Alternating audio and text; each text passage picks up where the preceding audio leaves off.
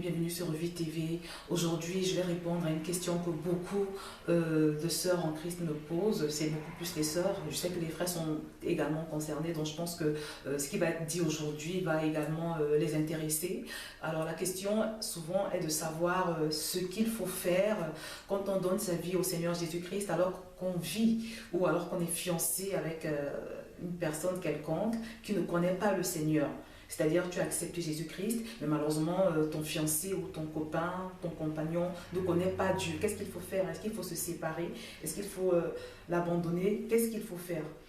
La première chose qui me vient à l'esprit, c'est ce verset de la Bible qui nous dit que la lumière et les ténèbres ne peuvent pas coopérer ensemble.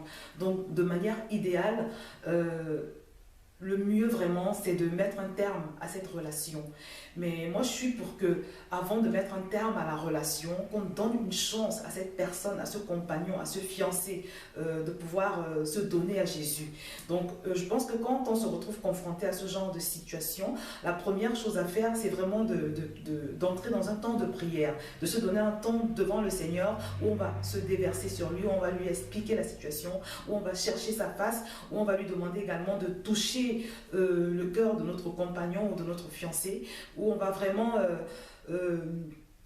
lui demander de disposer des circonstances pour que sa volonté souveraine se fasse, parce que Dieu sait tout. Il connaît le futur, il sait ce qu'il y a dans le cœur de ton fiancé ou de ton compagnon, il sait quelles sont ses dispositions. Donc tu remets ça au Seigneur, tu prends un temps de prière, un temps de jeûne, où tu vas vraiment interroger Dieu. Et une fois que ce sera fait, tu demandes un entretien à ton conjoint ou à ta conjointe, un entretien au cours duquel tu lui expliques la situation, tu lui expliques ce qui s'est passé dans ta vie, comment tu as accepté Jésus, tu es passé de l'autre bord, tu es désormais une nouvelle création. Il y a beaucoup de choses qui ont changé dans ton cœur, dans ton système de pensée. Tu ne vis plus les choses comme par le passé. Tu lui précises que par exemple, tu n'es plus à l'aise de pouvoir avoir des relations sexuelles avec lui alors que vous n'êtes pas mariés. Tu lui précises que de toutes les façons Dieu n'accepte pas les rapports sexuels comme ça quand on n'a pas officialisé sa relation devant lui. Donc tu lui dis la vérité, tu t'ouvres à lui de cette façon et tu lui précises bien que la seule façon ou que le seul moyen pour que votre relation puisse se poursuivre, c'est que lui également accepte de soumettre sa vie au Seigneur Jésus. Tu lui dis toutes ces choses et ensuite tu observes sa réaction. S'il est d'accord de se soumettre à Jésus-Christ, à notre Dieu, à celui qui nous a créés, je pense qu'il faut lui donner sa chance. Mais en revanche, s'il te dit non, qu'il n'a pas envie de suivre le Seigneur Jésus-Christ, ma sœur, je pense qu'il ne te restera plus qu'une seule chose à faire, à savoir prier pour demander au Seigneur le courage de rompre cette relation. Parce que simplement, comme la parole de Dieu nous l'a dit, la lumière et les ténèbres ne peuvent pas aller ensemble, ne peuvent pas coopérer ensemble. Maintenant que tu es dans la lumière de Dieu, sache que tu ne pourras pas fonctionner longtemps avec quelqu'un qui est dans les ténèbres, quelqu'un qui ne connaît pas Dieu, quelqu'un qui rejette Dieu, quelqu'un qui n'a pas le Saint-Esprit. Non seulement vous n'allez pas pouvoir vous entendre pendant longtemps, mais en plus, Satan va se servir de lui pour essayer de te détourner de la foi, pour essayer de te décourager dans ta foi, pour essayer de détruire ta foi, inconsciemment. Parce qu'il n'a pas la lumière, il n'a pas de discernement, il n'a pas le Saint-Esprit. Donc tu peux être sûr que tu vas avoir quelque part pour époux Satan. C'est-à-dire à la limite, tant que vous étiez tous les deux dans les ténèbres, Satan il n'allait pas vous s'attaquer particulièrement à vous parce que vous étiez dans son royaume, dans son camp. Vous n'avez pas besoin de vous combattre. Mais là maintenant que tu prétends être passé de l'autre bord, être du camp de l'ennemi de Satan qui est Dieu, et tu veux t'associer avec quelqu'un en qui Satan peut faire tout ce qu'il veut bien aimer, c'est simplement impossible. Et tu vas t'en rendre compte de toutes les façons. Parce que plusieurs fois, tu auras envie de faire des choix, de suivre des chemins qui ne vont pas l'arranger. Et ton compagnon et ton fiancé ne sera pas d'accord. Il ne va même pas comprendre. Et ça va faire des disputes, ça va faire des déchirements, ça va faire des luttes. Il y aura trop de souffrance, trop de combats vraiment dont tu pourrais te passer. Et ce qui risque d'arriver au bout d'un moment, c'est que tu vas te sentir lasse. Et tu seras obligé de faire un choix. Soit te détourner de Dieu pour retourner dans les ténèbres de ton conjoint, soit l'abandonner. Mais sauf qu'au moment où tu vas l'abandonner, peut-être que vous aurez enfin officialisé votre relation, peut-être que vous aurez déjà des enfants et ce sera compliqué. Ce sera encore plus compliqué avec les enfants parce que tu ne pourras même pas les éduquer dans les voies du Seigneur. Parce qu'il y a des choses pour lesquelles il ne sera pas d'accord. Tu vas vouloir que tes enfants marchent sur des voies droites. Et lui, il y aura des moments où il va te dire non, je ne suis pas d'accord que tu fasses ça avec les enfants, que tu fasses faire telle chose ou telle chose aux enfants. Et ça va faire des luttes et tes enfants, ils ne sauront jamais sur quel pied danser. Même pour conduire tes enfants au Seigneur, les enfants que vous allez avoir plus tard, ce sera difficile.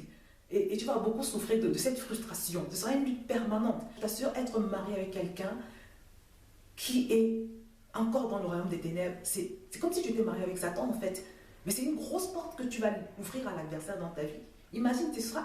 Parce que, je le redis, quelqu'un qui n'est pas converti, quelqu'un qui n'a pas le Saint-Esprit, il ne discerne pas quand Satan rentre dans son cœur, quand Satan infiltre ses pensées. Il ne le discerne pas. Alors Satan pourra faire tout ce qu'il veut de lui.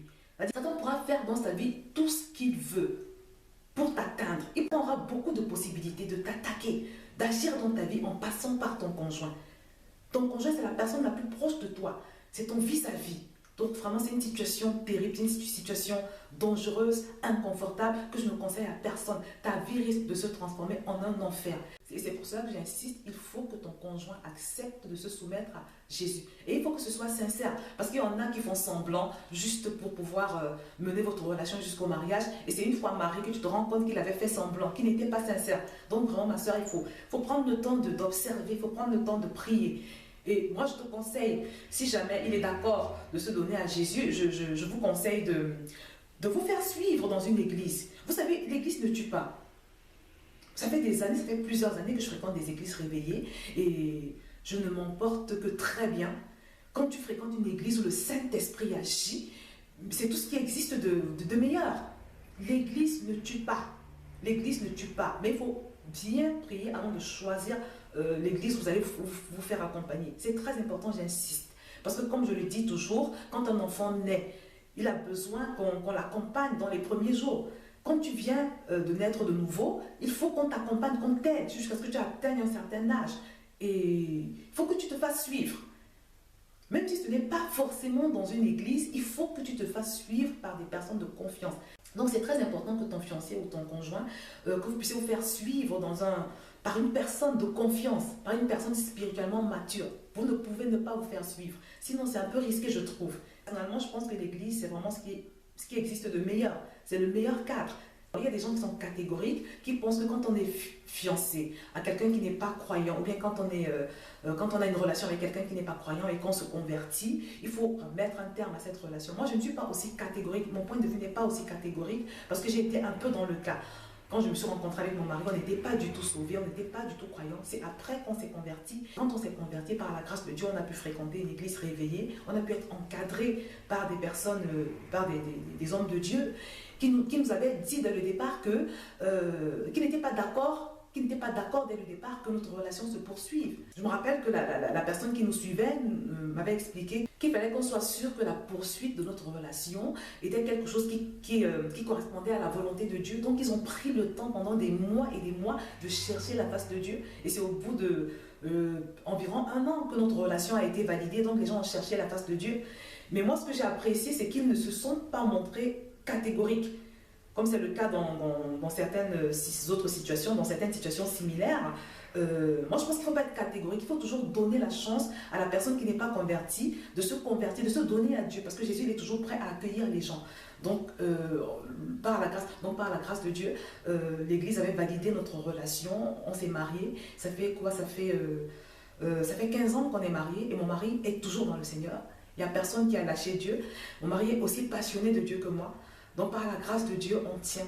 Donc je pense qu'il faut toujours donner une chance à la personne, au fiancé ou au conjoint, de soumettre sa vie à Jésus. Mais par contre, il faut bien s'assurer qu'il ne s'agit pas d'un semblant, que ce soit vraiment sincère.